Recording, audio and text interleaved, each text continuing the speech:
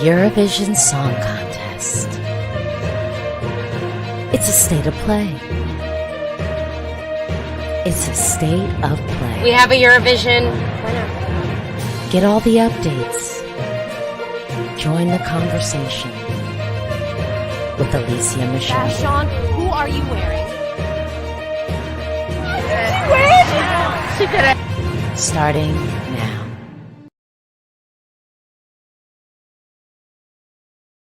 My goodness. Oh my goodness.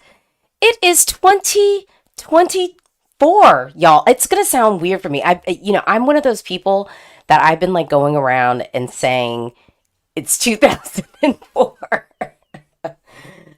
I've been like, 2004. No, it is 2024. I am Alesia Michelle, and Happy New Year, and also truly kickoff to our Eurovision 2024 season. I mean, I've been talking about Eurovision 2024 for a while now, but like officially, it's 2024 now. That feels so weird.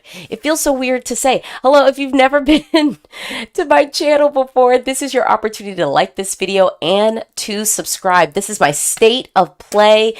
These are the episodes. These are my bits of content where we just go through and we talk about the latest news sort of happening in the Eurovision world. So if you want to like get the latest news, but also kind of talk about it, break it down. If you hear some news and you're like, I don't even know like what that really means, this is a place to come, because we've got a whole bunch of smart people, not just myself.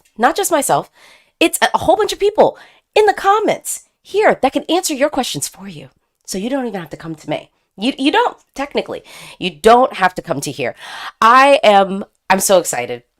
I'm so excited. We have a lot of news to talk about, and I think it probably makes the most sense. And y'all tell me, you tell me. I think we should just kick off and kind of talk about at least Albania, because I did do my reaction video. I did my reaction video live, and I don't know if folks have noticed. But I kind of decided to do my reaction videos live mostly. Like I sort of was like experimenting with it last year. I like doing the reaction video live. I think I like it because, one, I get it to you faster because I don't have to edit it. I'm not sitting there like tweaking and editing it. And then I don't have to worry about the people, speculating. Because I guess nowadays there's this thing in like Eurovision spaces, well, not just Eurovision spaces, really just the internet, the ecosystem of the internet, where people are, where they watch the video ahead of time and sort of like practice their reaction or something like that. Like have y'all heard about this? That like people do this, which I find kind of funny. I just find it kind of funny because, outside of the obvious thing of, well, then it's not really like your reaction. And especially for Eurovision spaces, I find that so tricky because really when I sort of am doing my reaction, I'm sort of thinking, how will people at home who are seeing this for the first time react to the piece of content? Like how are they going to react to this performance? And it's interesting because I'm like, well, if we're, if you're kind of practicing your reaction, then, the take that you're going to have on the piece is going to be different. And like, I think in Eurovision spaces, we want our reaction, or we want to see how our first reaction to a song is going to be like, kind of felt with people who are watching it for the first time, at the semifinals and the grand final. So very odd. So if I'm doing it live, I feel like that takes away any mystique of like, oh, you practice this, because it's like, well, I'm live, so I can't practice all the pieces I'm gonna like say in the reaction, but maybe some people are that. So Namibia, hey, Happy New Year. Am I just gonna say Happy New Year to everyone who comments today? I might. I feel like those rehearsed reactions often come across as rehearsed. Like, right? Like, wouldn't they? Wouldn't they? I'm like, that feels like duh, right? But I don't know, maybe not for some folks. ESC Dakota, Happy New Year.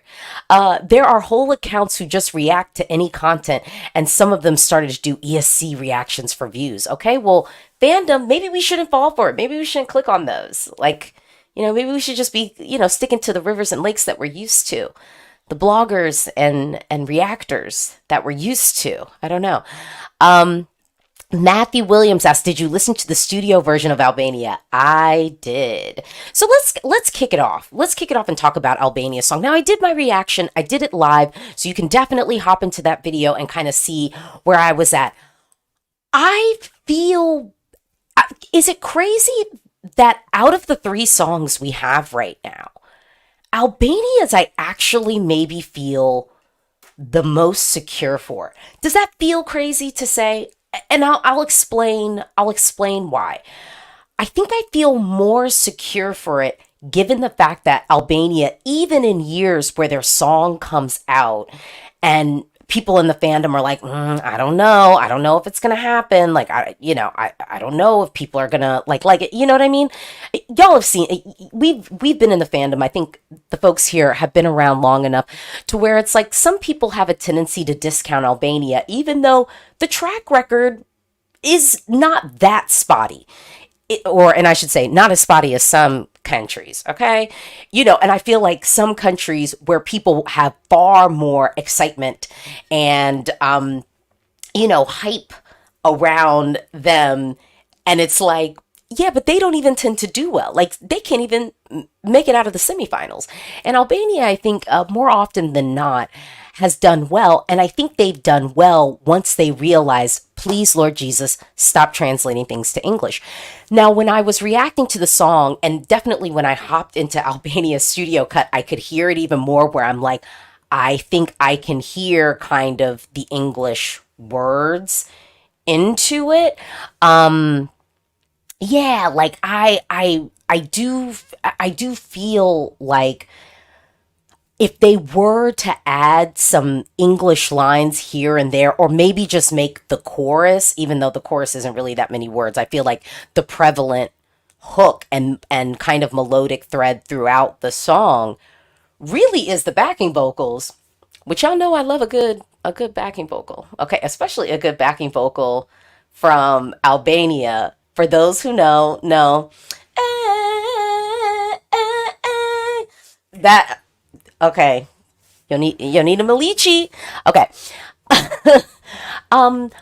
I did also watch Bessa's like, I guess the semifinal performance, because a lot of y'all were talking about like, oh, I preferred that styling. I do think the styling she had at the semifinal lent itself to like me thinking a little bit beyond what the staging could be.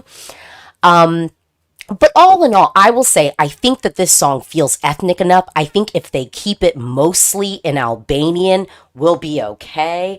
Even if they wanted to add in like a line or two that's like English, I actually think, I know this is going to sound crazy, y'all. Yeah, this is going to sound crazy, y'all.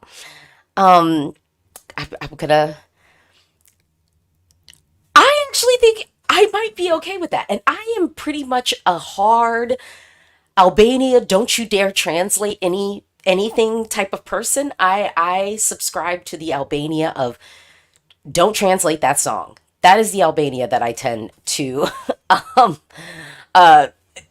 gravitate towards. But I do feel like with this song, because I can almost kind of hear it, and I have not heard the English version. I know like she had like a snippet, I think on social or something like that she shared with folks. So I have not heard that. But Albanian people, speak people, Bessa's team, y'all could just run me like a little sample. We could even do a Zoom call and you could tell me how it sounds. And I will give you my honest opinion. If it's fire, it's fire. If I'm feeling like, ooh, then I'll say like, oh, no. Let's not ruin a bad thing. But, so I said in this video, I would maybe cover like my top 3 for now. So since we talked about Albania's song a little bit, and let me hop into the comments. Pasqualino says, yeah, about that. They said they originally wrote the song in English, so they will most likely translate it, unfortunately. Here's the thing though. I don't think that they will, because I think that they are aware that the times that they translated, they fumbled. Remember when, like the world song, what's the final fall? Yeah. What's the cost of love in this love? Yeah. Dun, dun. Okay, I think I'm on the wrong key, but y'all know what I'm talking about. World. Uh, she said that that song was originally in English, and then when we heard it in English, it was like, "Girl, for real."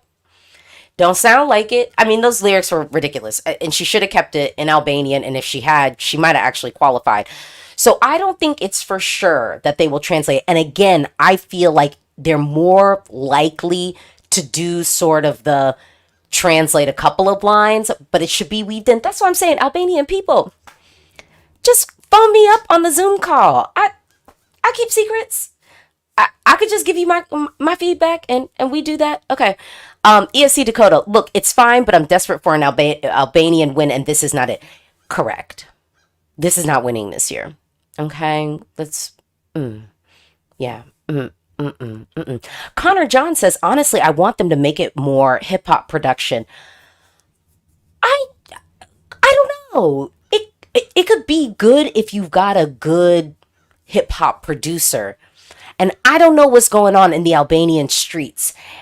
And and if they want to make it more hip hop, the only reliable Europeans with hip hop that I would trust are in France. I think I've been consistent on that. I think I've been consistent on that. Matthew Williams, Yonita should have won 2019. Let's be real. Look.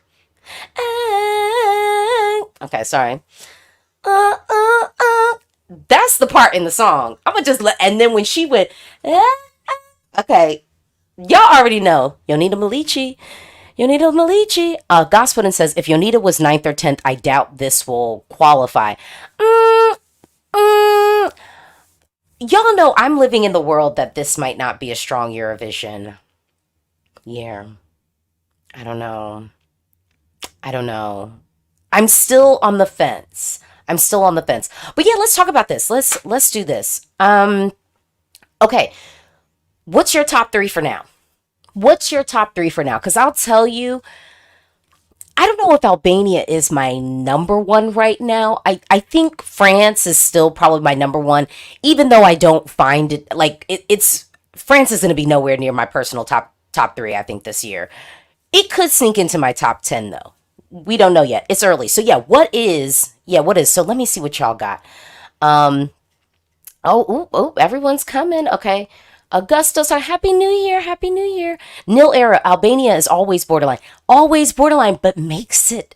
I just feel like this is enough sauce to make it. Okay, I'm Stevan, Albania number 1, Czechia, and then France is your 3rd. Philomena, Albania is giving me 23rd place vibes. Look, here's the thing, and I said this in my reaction. At this point for Albania, it doesn't matter where you come in the big show.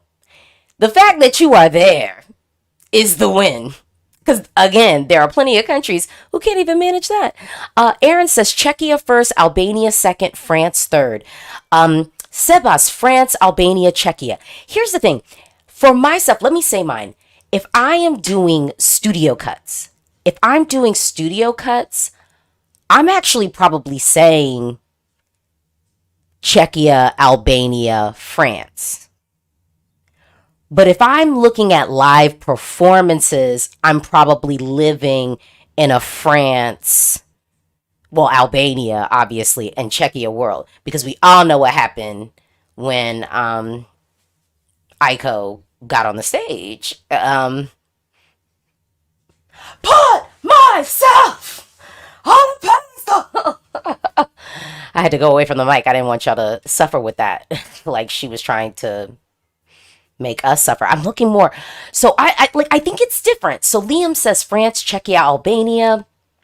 Alberto, France, Albania, Czechia. I'm seeing, Black Bean Paste, France, Albania, Czechia, but still not very interested in invested in any of them. And you know what? You said it. Black Bean Paste, I don't feel invested in any of these songs. I don't feel like any of these are like, I'm going hard for this one. Like when I heard Voila, I was like, this is really good. And I'll say, like, it wasn't like I listened to it and I was like, this is going to be in my rotation. And I'm talking about Voila. This is going to be in my rotation heavy. That wasn't the place I was living in. But I was living in the place of, this is really good. This needs to do well. And we were still living in the world where the big 5 would, show up at the big show and get played. And I was like, I hope this doesn't get played, like, because this still needs to be doing some things. So I think it's interesting to be in this place, and obviously we're early. What was it? Was it 20? I can't even remember. I remember my reaction video, but like the year that we had, because Bulgaria dropped their song so early. So I would say that situation rivals this, where we had, kind of two songs where it was like, okay, where are we at with the rest of the competition. I do think, though, I say, so with live performances, Slimane is still taking it, just with the passion, with the cleanliness of the presentation. Whereas I will say with Bessa, it was like the ingredients were there, but again, you could tell that she had like a little bit of vocal fatigue. And then, obviously with Aiko, it was just, that was a completely unacceptable live. That was a completely unacceptable live performance, in my opinion. Jockey says, France is my last so far. Quality exists, but it's way too Voila 2.0. Even the staging looks like it. Then Albania second and Czechia first. Love the song, but the live is something they need to work on hard. Now, we have heard, so another piece of news in the Eurovision fandom that dropped is Czechia did say that they are revamping the song. And I'm going to tell you where I'm a little bit troubled with them saying that, oh yes, we are going to revamp this song. I don't think the song needs a revamp. We just need to make the live performance good. I think the song, the studio cut, is fine.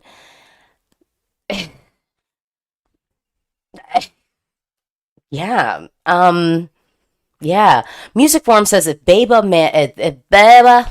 managed it, so can Aiko. Y'all keep forgetting that she improved, and I will no, like, she was not getting on the stage screaming at us. She didn't even hit bum notes like once she got on the big stage. Like, yeah, the national selections performance was not great. We all reacted. We were all here for that. We all experienced that. But the live performance was just fine. I just found the song to be completely run of the mill, It wasn't really doing anything groundbreaking, but it was also not in the strongest semifinal either. So that's the other thing. I mean, do we think Bebe would have qualified in the first semifinal? I don't think so. The memes wouldn't have carried that through. So, Carlos Camello, Mon Amour is cliche as someone who speaks the language. Oh, well, I will actually say that. So, lyrically, it is not complex.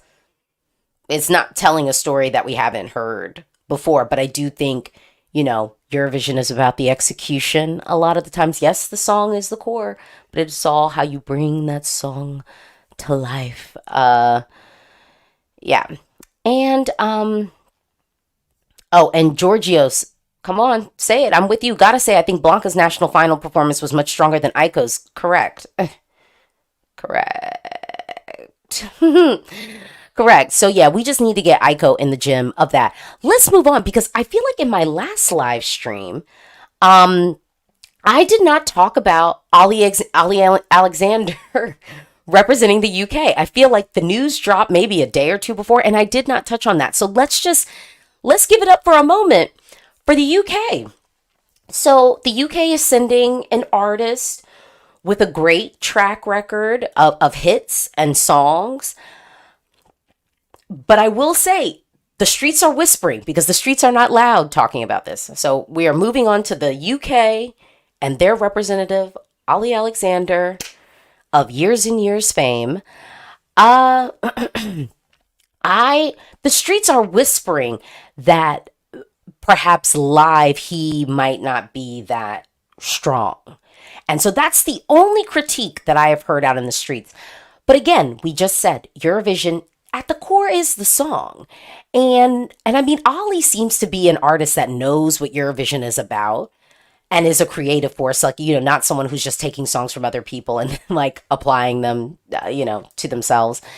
And so I actually feel like I feel like we could get a good track. And let's be real, Mae Muller, that was a good track. Okay, we had a good track from the UK. And the staging was good, but the vocal execution of it and the styling she had all season was not it. And with Ali, I feel like the styling will be good. Again, the UK has been staging very well. So what this, I think, is going to come down for the UK, maybe even a little bit of running order. I might just throw that kind of sauce in there as like running order. And I think, how it's actually going to be executed. Because I feel like the staging and vision will be fine. And I asked the question because we're going to get to my, if I have my notebook. Oh, wait. Where'd my notebook go? Where's my notebook? I can't live without my notebook. Okay, I think my notebook's actually over there. But no, my infamous, every year for Eurovision, I have an infamous notebook. But let's hop into this. So, Rogue Cover says he said it was going to be an upbeat song instead of a ballad. That's good. TD1 says, I've seen some lives from him and he was fine. I don't understand the criticism about his capacity to sing live. Okay. I mean, but I even saw it with some videos. Like, that's why I said it's not loud in the streets. The whispers in the streets are just, okay, we're not worried about, it seems like people are not worried about the song. They're not worried about the staging again, because hats off to the BBC. Y'all have been doing better, except for the trumpet. But we're going to act like the trumpet didn't happen. Okay. We're going to live in a world that the trumpet didn't happen. But it just seems like the only critique, the only thing is coming down to like the vocal. What are we saying? Music Forum, the UK is taking the contest seriously. I hope Ireland is back at the game in Malmö. I hope so too. Georgios, he seems disciplined, and even if he's not a vocalist, he could pull off a solid performance, and the track is probably going to be something. I think the song is going to be fine. Again, I don't think any people are worried. Georgie says, I absolutely adore Ollie. So happy, as Years and Years are my absolute fave act. Not sure where the critique about his live performance has come from, as I've seen him heaps and he's always incredible. Okay, I'm feeling good. Oh wait, we have another comment. Costa, Ollie is very inconsistent as a performer from what I've seen. Okay. Aaron, the bad lives were his Years and Years performances. His newer ones in the past couple of years have been great. Okay, so this is good. We need to allow people the opportunity to evolve, okay? Like, we need to allow people the opportunity to evolve. Jake says, also with vocals, we have to remember Ollie is experienced on stage, whereas May wasn't. But people were selling May like she was really experienced on the stage. I mean, we can't deny that, right? Like, people were saying they weren't worried, and then it was like she had the eternal cough of, 5 months. But, some people did have long COVID. Long COVID is real. Let me just see if I have my notebook, because I'm like, oh, here it is. Wonderful. My notebook for this year. Plenitude. I want to say that I got this. Like, this notebook actually came in like a Eurovision like pack. Like, maybe we got it for free in Turin. I don't know, or maybe some other swag bag that I had, but I want to say that I got it there. I'm like, yeah, I want to say it was there. Okay. Oh wait, I don't know what that is. Okay. Oh, Novimpia, May wasn't experienced on stage in that genre. Okay, that's the key. All right. Let's move on. So I'm like, we got so much to cover. So I wanted to take a moment and talk about Eesti Laul and Benidorm Fest. So we talked about Albania's representative. We talked about the UK having Ollie Alexander. We sort of did our top 3 for now. And I want to get into talking a little bit about Can we start off? Because I know everyone's going to be flooding the comments with Benidorm. Can we talk about Eesti Laul, y'all? Can we talk about Eesti Laul? And I'm going to touch on this throughout, because I did drop, I don't know if y'all are listening to my podcast, but I did drop an updated list of my 10 countries that I think will win Eurovision soon. And so where Estonia appears is, I'm like, when we talk about who should win Eurovision soon, it's Lithuania. And I was like, it should be Lithuania. But if it is not, Estonia is going to come up in there and steal it. Okay, so can we just have a minute and talk about Eesti Laul first, and then we will talk about Benidorm Fest. Okay, let me hop into so ESC Matt Gaga says, what's really there to talk about with Eesti Laul? I will tell you, because I am one of those back and forth Eesti Laul people. Eesti Laul typically actually has like a pretty decent playlist. But then when the broadcaster decides how they bring to life some of the songs, I'm going to just say this. I feel like it is very obvious the songs that they want to see win and the songs that they don't want to have go to Eurovision. And I don't think the producers are very good at picking out those songs. I'm going to just be real. I think that there are songs that they have tanked because it was like, this was the staging package you were going to give it? AKA nothing. Like nothing. So we won't spend a lot of time on Eesti Laul. But okay, FOMO by Cecilia is just so good. Let's talk about FOMO. I don't hate FOMO. Well, obviously FOMO is one of the songs I like. It is on the playlist. It is on my pre-show, pre-Eurovision season playlist. But I will tell you, those lyrics are clunky, and I am definitely feeling like live it will not be what it needs to be. So I'm just preparing myself. I want to be pleasantly surprised. So I'm not panning it. My critique is really to mediate my expectations. You know what I'm saying? Let me get to this, Aaron. So yeah, 5 minutes have to win, and we can't, I think you're saying we can't have Estonia in the top 10 again. But here's the thing. If 5 minutes, when I tell y'all, that song is so joyful, and my daughter likes it. When the song drops, booyah,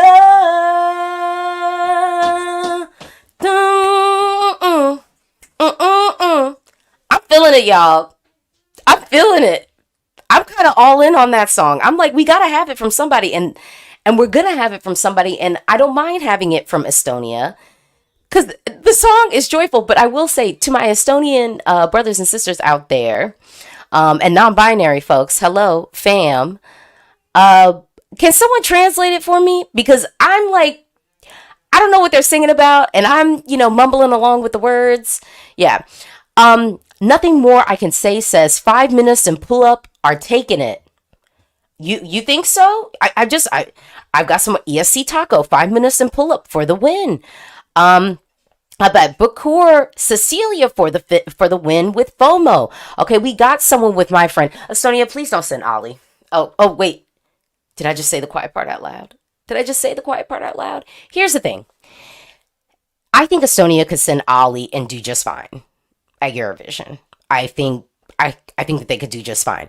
But I'm gonna be real with y'all. I don't want that song on my Eurovision playlist because I'm gonna be skipping it. So I'm gonna be skipping it. My opinion, just for me. Again, I think they could send it to Eurovision and it could do just fine. Joey, Eesti Laul is simply being Eesti Laul, but since it's Estonia, I can see them pick the wrong song again. I don't feel like they always pick the wrong song, but I do feel more often than not they pick the wrong song, if that makes any sense. And I mean, and I would say it's not even the wrong song. And I think I tweeted this out. For me, I feel like Estonia does kind of want to win Eurovision. Like they do put effort into the national selection and everything. And they do seem to be thoughtful. They're really good on the press kick. They put their artists out there. Like everything seems to be right. But for me to really believe that the broadcaster wants to win, I'm going to need them to take a risk because they just swim in a sea of safe. And it's, again, like to me, Ollie, perfectly fine. But to me, sending Ollie to Eurovision is pretty safe. Like dated rock that, for us in the US, we have heard to death and we have moved beyond. But in Europe, I guess y'all see it as more like nostalgic and whatnot. To me, it's just safe. And for me to really believe that Estonia is trying to get there to that win, I need to see the risk. No, Vivian, we are obsessed. I'm telling that song is joyful. That would be a welcome addition to my Eurovision playlist. And come on, let's be real. It's qualifying. That song will qualify easily. But I am curious to see how they stage it, because entries like this before at Eesti Laul, the broadcaster has not staged thoughtfully at all. They almost stage it in a sense of like, yeah, just going up there, we'll give you like 10 mics and like figure it out. And they just do like nothing. I've seen these entries before and how Eesti Laul has a tendency to shoot it, and I don't. Road covers. I personally don't think Ali's song is that strong compared to his last song. I think FOMO is the way to go. But we need to see FOMO live. And is nobody coming here for Inga? I'm no dog on a leash. Boom, boom, boom, boom, boom. I think that's the superior, like, kind of pop banger to me. Even though I think both Cecilia and Inga have lyrics where I'm kind of like, okay. Like, where the lyrics just get a little bit like, okay, like, just start mumbling for me. Nil area, Lithuania just needs to get some jury love. Yeah, that's holding back. Pasqualino, even though I really want Ali to win, it will probably be the drug song. What is the drug song? What song is the drug? Is there a drug song? Is that the pull-up song? Please, somebody translate that song for me. I would like to know what I'm mumbling along to and attempting to speak Estonian. Too. Steph, I'm scared FOMO will fail just like Lost in... Yeah, I mean, I'm living there. What else we have? Oh, okay. And then actually, let me get into this too, because I don't think I've touched on this either. Because we talked about, I think, the big ones in the fandom that people are kind of talking about. The other song that I think is really good, that I've heard really like not anyone from Eesti Laul talking about, Airward and the Two Dragons, Hold Me Now. It's so good. It's such a good song. And actually, the crazy thing about this is that's actually a song I could kind of see Estonia picking, because there is something a little bit safe about it. But I do like that. Matthew Williams, Wonderbar is underrated. I listened to Wunderbar, but to me it's too silly, I think, for Estonia. I wouldn't have Estonia play in that sandbox. I don't know. ESC Dakota with me. No dog on a leash is everything. And also, please just give me. But I just think Estonia, and apparently, the pull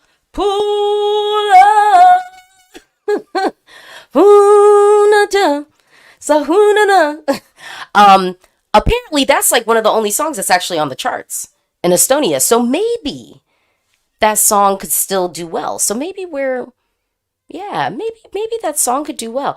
Oh, and then Becker says, Peter. I actually like Peter's song, but I do feel like Peter's song, and I'm not saying it's derivative, but it's giving me like Kuma vibes a little bit, except I prefer Kuma. You know, like what Kuma did at UMK last year, and I do prefer it. Like, but I do have Coravel on my selects playlist. So from Estonia on my selects playlist, I have five minutes, Inga, Evert, and Peter, and I don't have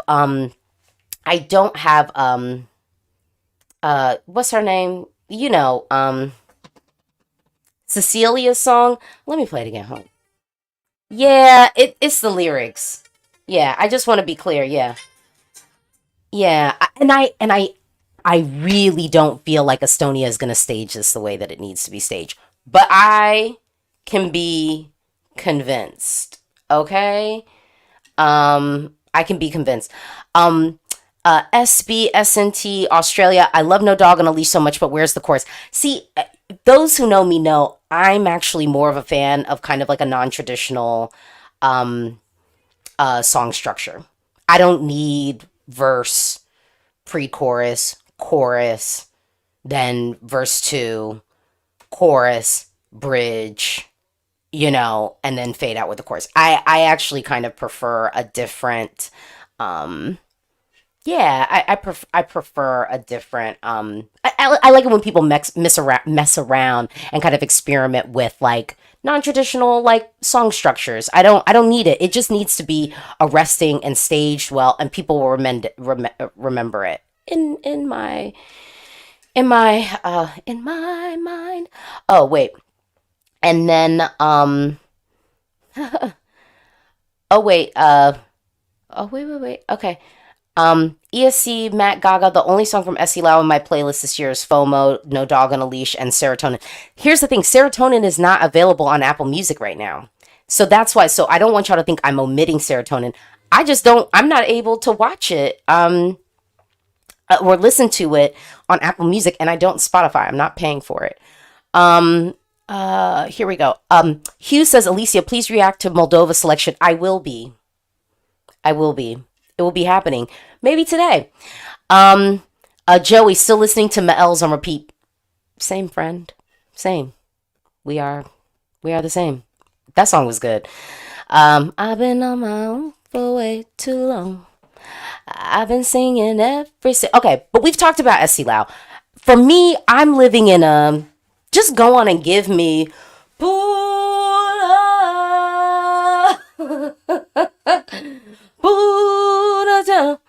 okay, but somebody please tell me what that song is about. Please tell me what that song is about. All right, let's move on to Benidorm. Okay, we're gonna talk about Benidorm Fest because I do have some thoughts, and I will try to. I'm gonna do my Benidorm thoughts kind of fast because I'm gonna have it open. Here I am. So let me look at the Benidorm Fest playlist so I can just go through this. Spain, it's interesting. I don't think it is fair that people were calling Spain's like people were saying that the national selection was a downgrade from last year, and I don't agree. And I definitely don't agree because we saw what happened last year where basically half of the acts couldn't even deliver it live. So we can start here. So yeah, let me see what y'all are saying. Oh yeah, because we already got this. Okay. Gospel Angie has the most arresting song to me. And then Peter says Sophia overrated. Joey says St. Pedro, stage it right. It'll be a moment. Vanessa's living in Benidorm is so disappointing this year. I have no fave songs. I would say, because here's the thing. I think last year at Eurovision should have really reminded people that execution is key.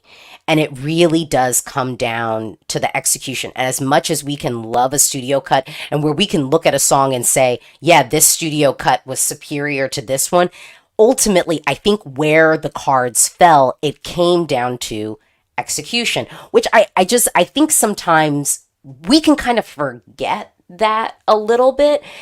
And I think with Benidorm, 50% of the story has not been told about these songs because we haven't seen them live yet.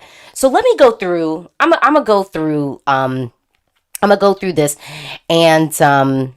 And so Novimpia, did you listen to the full version of Yes. So I have been regularly listening to my pre-selections playlist, and I have actually been hopping into the Benidorm playlist here and there, because when I did my reaction to Benidorm Fest, I did feel like it was a solid playlist. Like that was my takeaway, where I was like, you know, there's probably only one of these songs that I would skip, and I won't beat around the bush.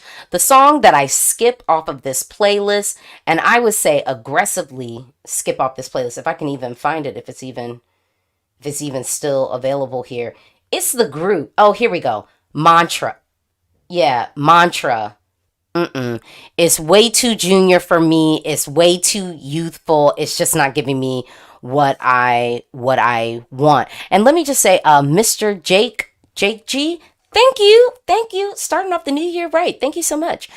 Yeah, so here here's I want to see this here with Jockey. In this case, I think it's good we don't have too many favorites because we can get a lot of surprises after seeing them live. Yes. In We Know Veritas says Benidorm should implement an international jury. Didn't they have one? Because wasn't William on it or was that just the did they just didn't they have it? international jury last year? Maybe I'm okay. Yeah, so yeah, let me just go. So Benidorm Fest. I'm gonna try and go through this, okay? So I'm gonna just start off with Angie. Honestly, the only thing that makes me nervous for Angie is, kind of this prevalent angry woman. We call it like the strong woman like trope at Eurovision, where we have seen artists. Aiko falls into this category. Angie, I think, is a little bit different because I do think there's something. It's aggressive, and even when you look at like the meaning of the song, like what she's saying, like it's me, like I am who I am, like blah blah blah, like it's very empowering. That is the only thing that makes me nervous for it. And if she can vocally perform, I actually think that song lends itself to like moments, but I think it's either top 10 or it's right hand of the leaderboard where people just don't feel that attached to the song. I like it though. It's on my selects playlist. I really actually think Angie's I am enjoying it, and I think I enjoy it because when I listen to it, I feel like I can see how they can bring it to life visually. So I'd say that with Angie. Almacore, I don't think he's gonna be able to sing that live. That whole song is auto-tune. La la latinos ba ba, and the song is too derivative. I wouldn't even have that on the Eurovision stage as an artist because I would be afraid of I don't know, the song that Chris Brown had, double your pleasure, double your fun, with double McGum. But that song sounds like it. There's also there's a Neo song that sounds like it. I would just be afraid of them other producers coming after me because it sounds like, the reason why I don't mind the song and I like it is because I like all the three songs that it was based off of. So that song, I wouldn't even go there. And I know it's like a hit and it's good. Like I like it, but again, I like it because I like the three songs that it sounds like. Dela Cruz, I don't mind, but I'm also, I don't know if live this is gonna do what it needs to do. Fonty says he already sang it live at his concert. I saw the video of him singing it live. It won't really live. It won't really live. I think y'all need to rewatch that tape. TD1, Almacore seems more adapted to Spanish clubs and Spain Spotify, but it gives me huge flop vibes. I don't know if it would flop at Eurovision. Like, I think it's a sound that's good. Like, I mean, Bad Bunny is great. But to me, again, my no to the song isn't even so much the live performance. It really is the fact that I think the song is derivative. And if it goes on the Eurovision stage, I mean, we think them producers won't see it. I mean, sounds lifted to me. It's a little bit too derivative for me. Yeah. I've said it. Dela Cruz, I think it's a no, but I like the song. Like in a studio cut, I wouldn't send it to Eurovision. I know Caliente, everyone is just like, oh, it's so cliche and everything like that. And I mean, for Ireland, I'll give the equivalent. It's like people in Ireland being like, well, Riverdance is cliche. Why do we have to do that? But guess what?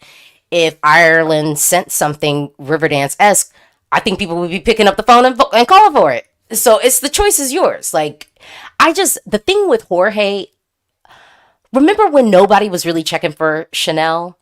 And I say, when I reacted to the song, I was like, oh, if this is good live, it could do something. And then it was good live, and it did something. That's the vibe I have from Jorge. And it does feel like, and I've said this before, it does feel like Europe kind of wants that from Spain. And I think if Spain gave it to you, if it's well executed, if Spain gave it to them, I do think they'd be rewarded for doing so. So I just, that's the only thing that I have to say. We have to keep in mind. But again, I don't think that Caliente is like Spain's only option to send. I'm going to do, Astronauta, perfectly fine. We don't need it at Eurovision. Soda. I like it. It won't, I know that live it won't do what I want it to do, but I'm gonna be bumping it. So we got that. No on song. Oh, I know that there will be people who like this. Never underestimate a guy with a guitar, and if they just have him stand there with the guitar, it could do something, but I don't think it'll do anything at Eurovision, so I wouldn't bother with it. I already talked about Mantra. It's a skip for me. Maria, I love it. Yeah. Remittiente, I love it, but after what happened last year, I just say let's just not. Um, but I love it. Then I would say, y'all, I'm gonna just tell y'all. So the studio cut I've been listening to the most from Benidorm Fest is Marlena. Me dándote, no pero la patio.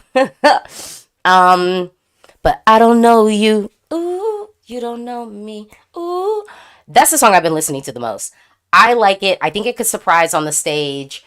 I think it's like one of those songs that just sounds kind of like a hit. So even if it doesn't go to Eurovision or anything like that, I think it'll still be popular. You know what I mean? Like I think it'll still resonate with some folks. So that one I think no one is like really checking for, and I wouldn't be surprised if like yeah. Then blah blah blah. I can listen to it, but we're not sending it to Eurovision, so we don't have to worry about that. And you know, then people have the audacity to have their stuff like blocked in certain countries. How presumptuous of you. The Prisionero song, Kike Niza. I'm pronouncing that wrong. It's a no. Spain has already kind of done that in the past, and Europe wasn't checking for it, so it's a no. And the production on it sounds really dated. I actually really like Roger's song. I don't think Europe wants Roger's song from Spain, and I think the sad part about it is, I think Eesti, like if Estonia sent that song, if Norway sent that song, I think people would be here for it. I do like it, but I just think people don't want it from Spain. And then I'm moving to Here to Stay. I'm here to stay. I'm here to stay. Here to stay. Um Y'all really love that song. Y'all really love that song. It's okay. I think she will bring it to life on stage. I'm actually starting to feel like, oh, maybe live this won't be bad. But if she's not gonna bring like Noah Carell choreo precision, maybe even like mix up a dance, y'all, I hate that chorus. Here to stay. Here to stay. I'm here to stay. Here to stay. There are things in the song that are like ingredients there. That's, I think, maybe the challenge for me. There are ingredients there. But it's just not, I don't know. Jockey says, Here to Stay is giving Unicorn 2.0, and knowing she can move and sing, I can see Noah happening again. That's the only thing that makes me kind of like, maybe roll the dice on it. Because Noah Carell did well last year. She did very well. So I'm like, clearly there's an appetite for that. But let me hop into more. So Fourier, yes, she can sing and dance. She was on a Catalan TV contest. Gozi says same, Alesia same. I'm not here to stay. I don't know what's wrong. And we know Veritas, but it's easy to sing along to and remember the lyrics. Connor John, the last 20 seconds of Here to Stay is great. The rest is trashy. Well, but people have to sit tight and get there. And we don't have a semifinal, to build up fervency for the act. And I think I'm just sitting in a world where I'm like, music form, she didn't come to play. She came to slay. Can't wait to see her live. Liam, if Sophia did a slight revamp to the song and clean it up, this could do well. The problem is we need a new hook. We need a new chorus. This is not the chorus. I'm here to stay. No, it's not enough. Not for a win. That's the challenge. It's not enough for a win. and Spain wants to win. So I feel like certain countries I have different expectations for, and I give a different level of microscope and critique because I think they want it. And I think Spain wants it. And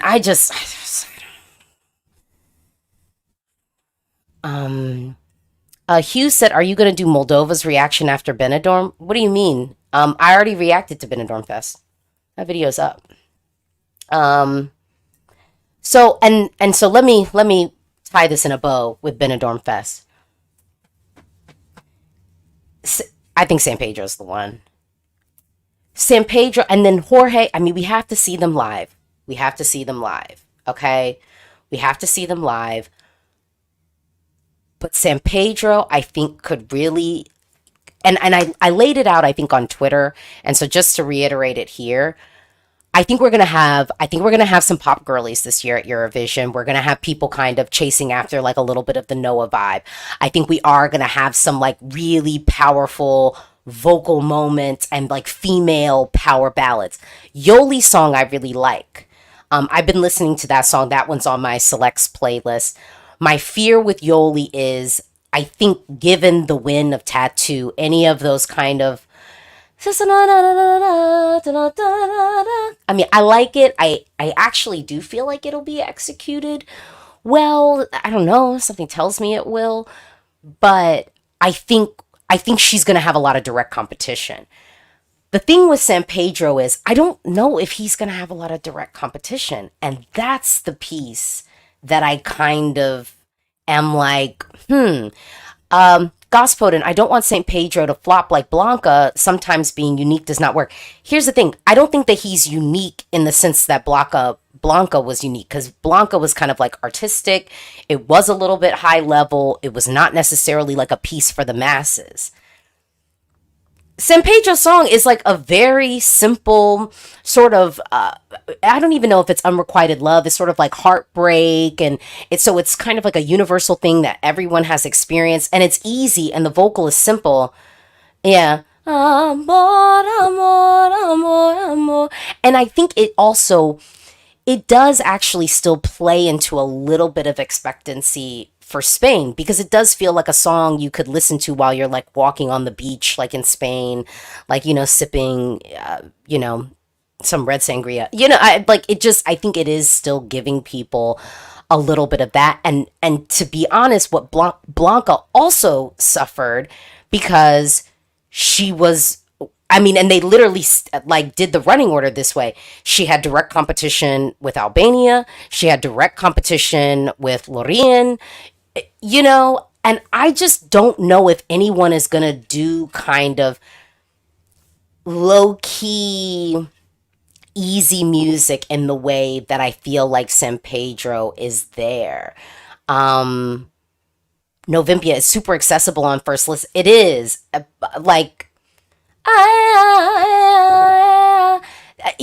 like ethnic, I like different, so I'm kind of susceptible to that stuff. But a lot of people, and San Pedro is not that. Alistair, I can hear San Pedro singing a Disney song like you would hear in Coco. I mean, quiet as it's kept. Coco was a hit. Coco was a hit. Gozi, San Pedro will be noticeable if we're going to have a more upbeat entry this year. Ebo, Blanca Paloma is unique. San Pedro is standout unique. Exactly. ESC Dakota says, I think my only worry is San Pedro feels like Spain trying to do Portugal, and I don't know if they can actually pull that vibe up. Here's the only thing that makes me nervous is Spain has a tendency to like tank it with the staging. And we have to remember the staging with Chanel and Blanca, like Blanca designed that staging. She was creative force behind all of that. With Chanel, she had a solid team that had been tested and really like a skilled, solid, like live performance team. In the past, when we've had artists that are maybe a little bit, that don't have major label backing, don't have like solid management and like a record deal, they then go to the broadcaster, and the broadcaster hires that one guy who's really not that good at staging. I mean, he's botched like a couple of acts before. So I think that's the only thing that makes me nervous. Whereas I think Portugal, they figured out a sauce of how to stage thoughtfully. So that's the only thing I'm like, we'll see it live, but I'm not gonna lie, it would take a lot for, I think, San Pedro to really jack this up live, and that's why I do think we should just keep an eye on St. Pedro. If Spain wants to roll the dice on Sofia, I say go for it, but I could, I don't know. I'd be worried. I'd be worried about it. That's, I think, really it. I would be worried about it. That's it. Um, did y'all get into, let's shift. Did y'all get into these ESC awards? Did y'all get into this? It's the ESC awards. Yeah, let's get into these, because some of these I agreed with and some of these I was kind of like, really? Okay, so let's just go through it real quick, because I think this will be fun. So the King of the Riz, which I think is like, kind of good looking, charismatic. I feel like it's what they're sort of saying, like Riz is like, yeah, it's like, yeah, kind of like Miss Congeniality to a certain degree, Miss Charisma, Mr. or Mrs. Charisma or whatever. So King of the Riz, they had Blanca, Joker out, May Muller, and Marco.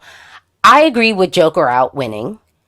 To me, why was Marco in there? Was he like super, super charismatic? I mean, he's a great, competent performer. But to me, if I'm thinking like Miss Congeniality, it's like, you popping off in interviews, like you're, adding sass and stuff like that. And I was like, Marco, like what?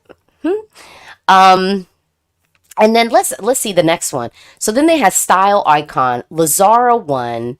Let 3 was the runner up. Then Lord of the Lost, and then Mimi Cat. I'm not gonna lie, y'all. I voted for Lord of the Lost. Why? Because I felt like they didn't deserve, to be at the bottom, and I wanted them to get some type of award. But no, Lazaro, I'm cool. I'm cool with that. Um, yeah, I'm cool with that. Uh, what other? So let's go to the next one. The next one was most iconic duo. And they had Turan Turol from Azerbaijan. They had Taya and Selena, who won. Mia and Dion were up there, and they had Vorchi. Um, I voted for Taya and Selena. I voted for them. So I agree with that one. Let's move on to vocal powerhouse. Alika won. I think I actually did vote for. Actually, you know what? No. I think I did vote for Alika. So Alika won. Gustav was up there. Lorien was the runner up. And then they had Voyager up there. I was kind of thinking we could have given Gustav vocal powerhouse, though. I voted for Alika, but honestly, I didn't think anybody else was going to vote for her. I mean, like, she was good. And obviously, the vocal was like one of the most consistent vocals of the entire Eurovision season. So kudos and hats off to her. But yeah, I mean, yeah. And Joey, I don't know if this one's coming up next, but so what's the next one? Oh, well, we had King of Choreo. They had Blanca Dilyao. Why was Dilyao up there? For King of Choreo, they had Blanca, Dilyao, Katia, and Noah. I did vote for Noah. I did vote for Noah because the girl turned it out. I mean, to be honest, if I'm being technical on the choreo, I actually didn't think that dance break was really doing what it could have done. I think the dance break could have definitely been a little bit stronger. But, yeah. Beyonce Carter Knowles says Katia shouldn't have won both categories. It was just bitter stands mass voting. Maybe. Vanessa, Boyan, and Katia should have won best duo, Joey, Dilyao just moved. That wasn't choreo. I mean, it was consistent. So maybe someone had told her to do it, but I think it was consistently her. Adam, wasn't Dilyao doing backflips? I can't do that. She wasn't really doing backflips. It was more like somersaults. I think it was more somersaults. Next thing they had, and this is where I will tell you I really had an issue. Exemplary Artistic Vision 2023. That should have been Blanca Paloma. Katia won, and everybody knows I like Katia's staging. Lorien was on the books. Luke Black was on the books, and I appreciate that. Here's the reason why I don't think Katia should have won. He didn't come up with that staging. He didn't come up with that staging package. Like, uh, I'm just saying. I'm just saying. Like, I just. I mean, y'all just don't want to see it for Blanca Paloma. And that is why, with Spain, don't even bother blessing Europe with Maria. Okay? Don't even bother.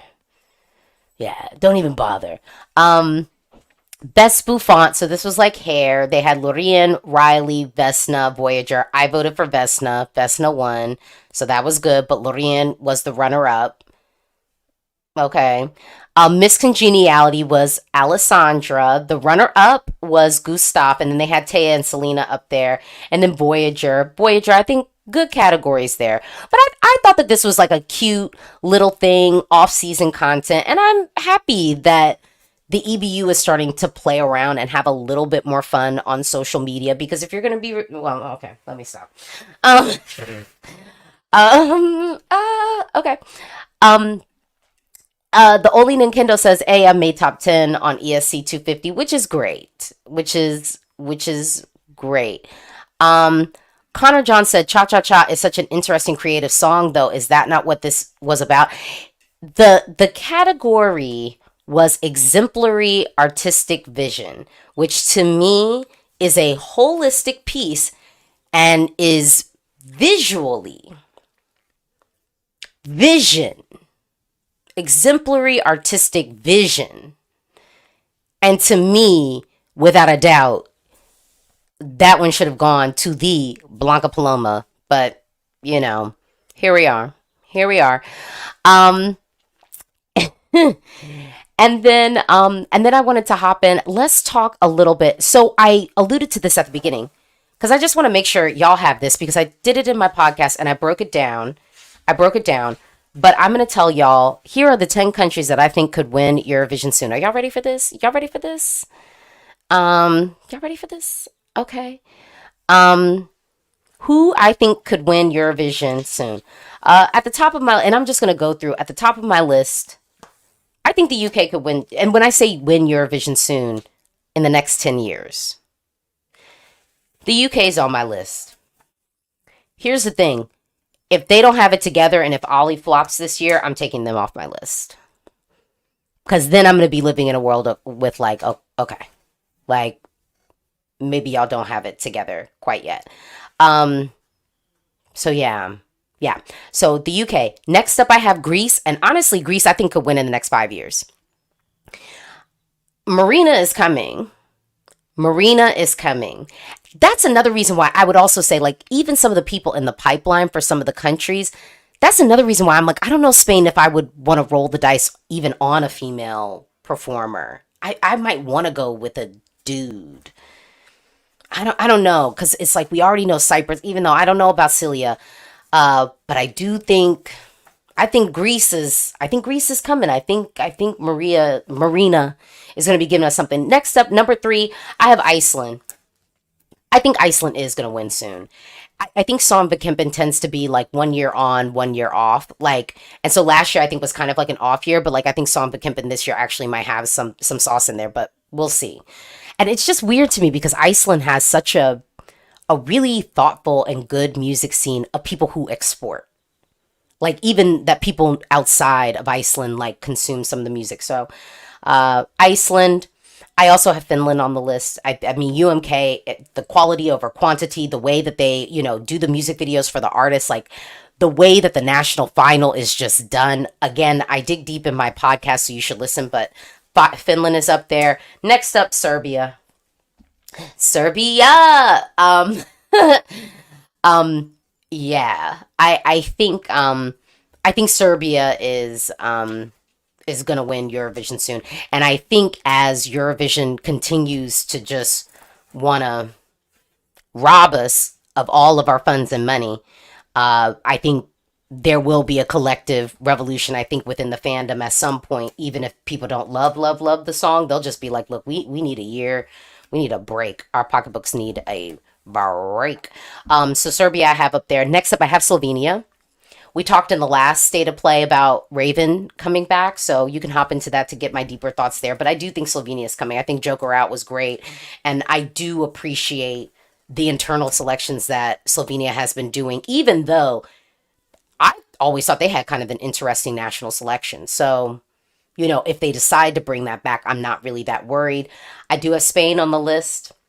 I think Spain could win in the next 6 years, maybe this year. But Spain is definitely on my list. Next up, I alluded to this earlier in the stream, Lithuania is on my list. And I put in parentheses, should be. If Lithuania, because this is the problem with Lithuania, I don't know if their national selection is really the best sauce. I think that they need to maybe consider condensing a little bit. Because the fact that like a song that when you first hear it is kind of like mid, and then the artist can just tweak and tweak and tweak, and then it scoops it from the thing that was already immediately interesting in like the early weeks. I don't know if that's actually good.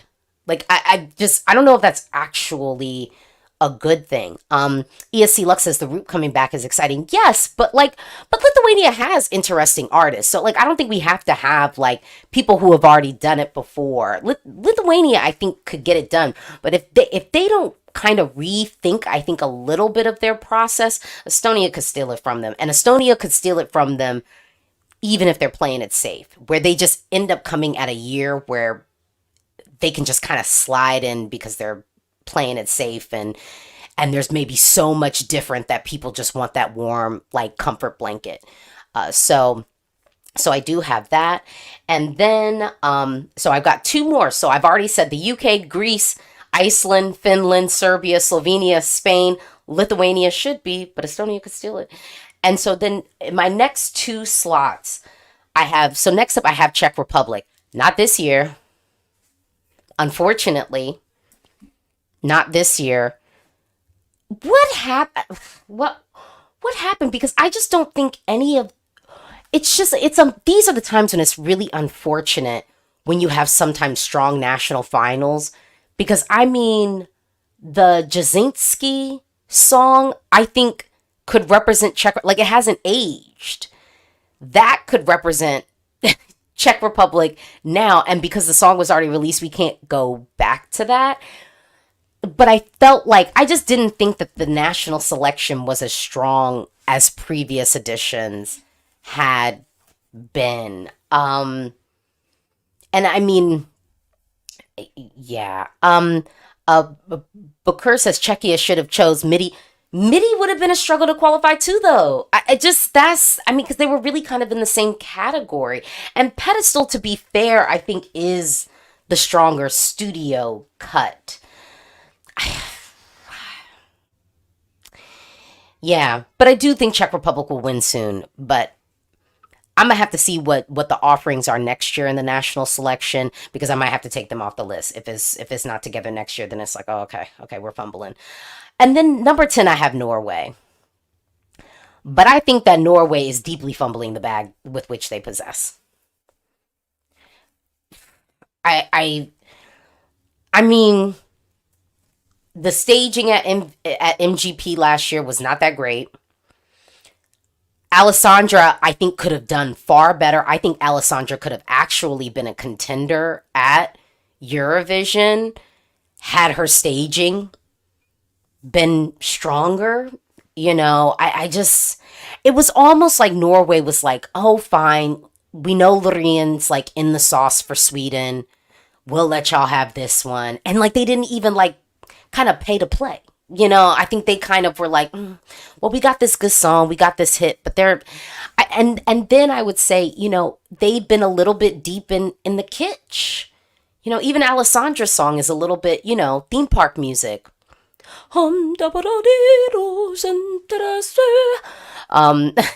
Wisteria, Norway with this auto-tune rule and kitsch trend will bite them back, and I could see them not qualify soon if they continue with this tempo and they choose the wrong song and artist.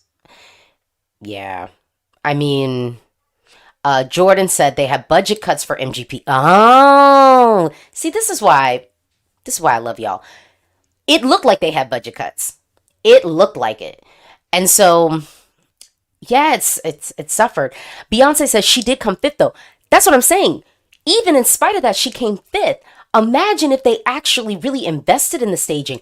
I could have seen, like, invested in the staging, had her on vocal rest. I could have, there was a world that I could have seen Alessandra winning the jury. And like Loreen coming second. Like, where it's like you give them no choice but to like bow down because the staging is so inventive. The vocal is perfection. You know, it's like, I mean, because the song was already a hit. So the song was already there, you know? I just, that's the piece. That's why I say, I'm like, Norway is there. But if they keep kind of fumbling a little bit, Europe don't have allegiance to you like they do Sweden. I would say, and I should say, the Eurovision voting public don't have allegiance to you like they do Sweden. They'll let you not qualify if you keep playing. They're not ready to do that with Sweden yet, though. They're not ready to do it with Sweden yet. It could come. It could come. It could come. But I was saying, with Norway, so if they continue to fumble the bag, I think Switzerland has an ability to slide in. Because Switzerland wants it. Like, Switzerland definitely wants it, but Lord Jesus, I won't be going. I went to Switzerland for work. Okay, my Swiss experience was for work, and even I was looking at the prices like, so I will not be participating in a Swiss edition of Eurovision unless I am on the EBU payroll, because I won't be able to afford it, and most of y'all in this chat won't either. We'll be all sitting comfortably at home watching on our television, and then well, unless you're Swiss, well, and even then might be too pricey for you. And then I said Cyprus could be in there. So with my 10th position, I'm like, it's Norway. But if Norway keeps fumbling, Switzerland can get in there because they want it, and they're investing. Cyprus could get in there just because I think people want to see Cyprus win, but I don't know what's going on. Something is happening. There's a little breakdown in the delegation or something like that. We got to smooth that out because we were doing well. And if all of these people can't really get it together, Portugal's going to come and take it from them. Portugal will come and take it from them. And who will be complaining about that? Not me. So I kind of wanted to do a little bit. We've got a little bit of time. I know this is a long video, but we're kicking off the year. There's so much to cover. And so I want to do like our predictions for 2024 and just do Q&A. So like just hop in the comments and I'm going to do my rapid fire questions. Also too, how are y'all liking the setup? Is the camera looking better? I got a new camera. And it's like good. It's like a good camera. And so I don't know, like, I guess depending upon the stream, it might appear differently. But I haven't fully redone my setup, but like, I'm liking the new camera. So I've got like a really good camera, I think now. I got, the mic is hitting, but yeah. So 2024 Eurovision predictions and stuff. Okay, so Joey's telling me the camera is great. Okay, good. We gotta get all the pores, the white teeth. We have to do this. Okay. Carlos, are you considering going to Malmö for the contest this year? I've been very consistent. I'm going to, if I go, I'll be staying in Copenhagen. I already have an Airbnb. I've talked about that. Jordan, I want to live in a world where a Germany win is possible, but it's looking bad. The national selection, Germany had options last year. And Lord of the Lost did not deserve to end where they did. So that's my position. Georgios, do you think it's impossible for Sweden to do a double? I don't think it's totally possible. It's not totally impossible, but I always feel like, I'm skeptical of Melfest as a whole, but they got some heavy hitters this year. And I would like Danny Saucedo. If he's got something good, I would be open to it. Honestly, there's a lot of heavy hitters in it that are good. I actually think there's this one artist. I think in my notebook, where is it? What was his name? Claudie, I'm really curious about. Obviously we have Clara is back. But if Clara comes back, then that's direct competition for Angie, aka in Spain. and direct competition for Aiko, even though national, semifinal. So that's why I was like, Spain, I don't know. Y'all might want to send a dude. I just think the girls are going to be coming heavy this year. Daughter is back. And she did say she was kind of going back to a little bit of like her production that she did early in her career, which that excites me. I would be here for that. And then there were other artists, but I don't know. I don't think it's impossible for Sweden to do a double, but I don't think Europe wants that. I don't know. I don't think the voting public is really going to be here. Stefan, did you see the PZE list? I have a whole video on TikTok. You should hop into that. Wisteria, the PZE list of participants looks really fire with big names and fan favorites, so maybe this could be Serbia's year. I hope so. PZE is great. Pesma za Eurovision? Yeah, is great. Augusto, my only hope for 2024 is that we get either a Big Five win or a new country winning for the very first time. I'm like, am I? Yeah, I'd be living in that world. What's the outlier I have? The outlier I have, because I'm like, there's a country. Well, because technically Serbia is one, but I kind of want Serbia, like, especially looking at the PZE list, I'm kind of like, Serbia. Okay. Serbia looks like they're coming with fire. So that would not be like a new country winning in theory. So, yeah. Beyonce, will you discuss about MGP and UMK artist reveal in your next state of play? Well, I might, like for MGP and UMK, I tend to do... I'll probably do a video when like we get the songs. For MGP and UMK, I think it's more worth it just to wait for the songs. Just to wait for the songs. And then Lars, are you excited about UMK artists? I mean, I told y'all, and my like Wrapped, because they gave us like a little Apple Music Wrapped. To me, the national selections that really made an impact, because I think I said it, but then you can see it, is UMK and, Festival Doc and South. Festival Doc and South for, vibes and just like I'd say my life and what I like to listen to, not just, Eurovision season, but just holistically. And then UMK, 6 solid songs. 6 solid songs. Quality over quantity. Yes. So I'm excited. But the artist, it's the song. I think with UMK, typically I get hype once I get like the snippets and everything, and it's like, okay. Ebo, I just want to save Latvia and Georgia this year, and that's all. I don't know if Georgia's going to have it together this year, because they did everything kind of right last year. I think the sound mixing hurt them. They, the styling could have been better, but Gospodin says, I think we will stay in the Nordics for 2025. I don't know. My pocketbook can't handle that. Well, if I'm going this year, then I'm not going 2025. But like, if Serbia wins, or a Balkan, or a country that's never won Eurovision before, so Iceland in the mix, then I'm in. So let's be, I guess, praying. Let's be praying on Iceland if we have to stay in the Nordics, at least for me. And we know Veritas, do you think the Big Five should compete in the semis?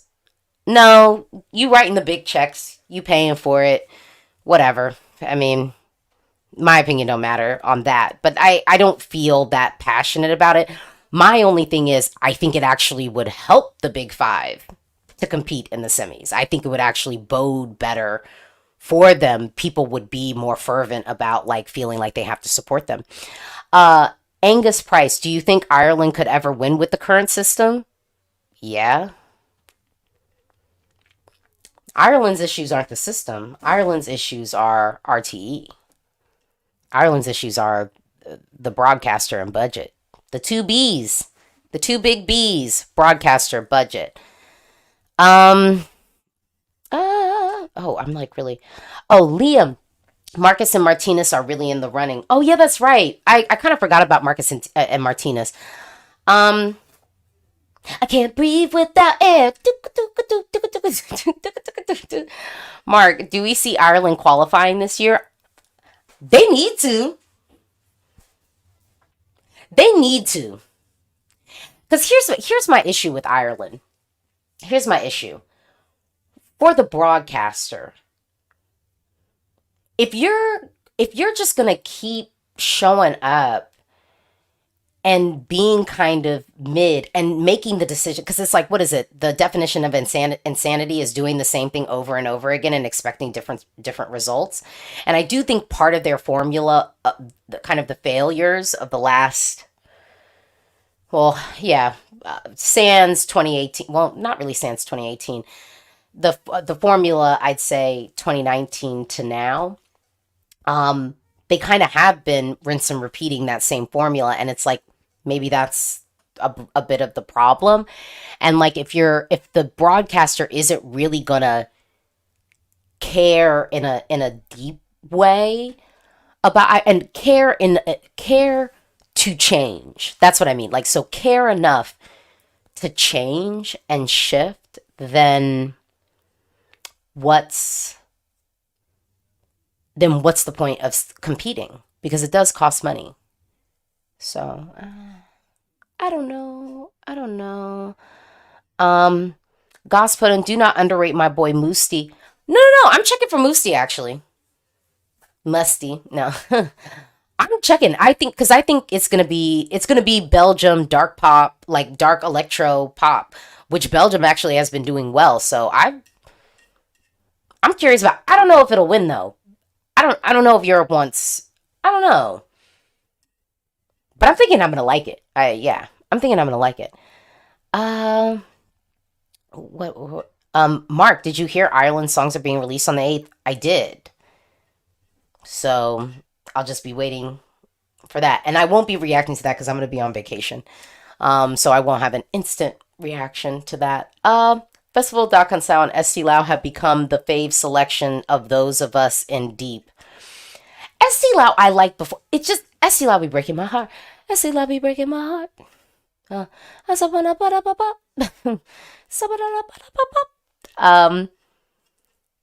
Connor John, Luxembourg wins on return. Iconic. I need to watch. I actually was thinking about doing a reaction video to some of the performances. Like, I think there's a video out there. I did download it. So I think I am going to do like a little live reaction to like some of the past stuff of these artists. I don't know. The announcement sort of, it like hit and then no one's like really talking about it. And I'm like, Luxembourg needs, I think, more consistent momentum than that. But I'm checking for them. I think that it will be good. And I hope. I do believe Ireland is starting to get more interested in competition, so I'm hoping for some good songs this time. Me too. But quiet as it's kept, I thought that they had a good national selection last year. Like, I actually thought, like, studio cuts of the songs were good. It was just that late show first impression. Because I'm still listening to, I've been thinking for a while, thought I was missing you. Oh, I'm not a baritone, y'all. Or a bass, maybe even. Not like the last time, because this time I'm not the person you knew. Okay, I like that. And low-key, Down in the Rain was a good studio cut, too. I was down in the rain. And then, Homegirl, giving us Cranberries, like the runner-up. Yeah, so quite as it's kept, I actually thought Ireland's national selection last year wasn't that bad. Like, there were options. And We Are One wasn't a bad. They killed it with the styling and the staging and not having their main lead singer singing. That was the fumble of the bag. That was really the fumble of the bag, because homeboy with the blonde hair, his voice is silky smooth and great. Casper. Well, I don't know if this is Casper Lee. Do you think Poland will get it together this year? They got to. They got to. And we know Veritas. Unpopular opinion, I don't mind the special effects. They're qualifying with them, so go off. Poland announced a national final last night, and the new government is cleaning out most of TVP's staff from management right down to Eurovision jurors, so they might be the ones to watch this year. I hope so. Yeah. What else? Oh, Gozi says, wait, you don't think Armenia could win Eurovision at least about 10 years from now? Here's the problem. I had Armenia on my list 10 years ago to win Eurovision soon. I, like, literally, that's so crazy to say. Yeah, literally 10 years ago, I had Armenia on my list to win Eurovision soon, and it hasn't happened. And I think some of it's the staging. This year was good. This year, Armenia was definitely back in the sauce, but but then I still feel like she didn't get as many points as she should have gotten. So the thing with Armenia, I want to have them on the list. I had them on my list last year, but I was expecting the results to be better because I really think it was modern. It was cool. I love the staging. Burnett, interesting artist, competent. So I would like to see it happen. This isn't my list of who I want to see win in the next 10 years. Because honestly, let's say there's like 4 solid countries on that list that I was like, I wouldn't really want to see win in the next 10 years. If it's want, I would want to see Armenia win. But I need like 2 more years to see what they're doing. Yeah, I need to see more. No Azerbaijan, no. Y'all should be lucky y'all got that one that you got. I'm running, I'm scared, love. I'm running, I'm scared. Ugh, awful. Sorry. I know some of y'all actually will. You know what's so funny? That, and this is when I know like some people are just so deeply unserious. Like, yeah, whereas like just so deeply unserious when people were still trying to put Amar Pelos Dois like as the worst song, like when we were doing like the ranking the top 10 songs, and like Azerbaijan was getting more than Amar Pelos Dois. That's when I knew. I was like, some of y'all are so deeply unserious, and I stand you for it. Well, thank you so much. This is my first state of play for Eurovision 2024. If you have stuck deep into this video and you are not subscribed to me, please like this video and subscribe. We're going to have more conversations like this, and they don't all go this long. But I mean, we're kicking off the year. We had to get started. We had a lot to talk about. If you haven't already, yes, please like this video. Please subscribe. I have so much content coming for you. I told you I'm going to react to Moldova songs. I'm going to do this reaction to some of the past performance of Luxembourg's potential representatives, the people vying to represent that. We've got national selections coming out the yang yang. So I have so much content coming for you. Please subscribe. So many people watch and they don't subscribe. Subscribes are free. They are free. And you don't get emails or anything like that. Like, I don't think it like sends you emails. So it's not even like bugging you. All right. Thank you for watching.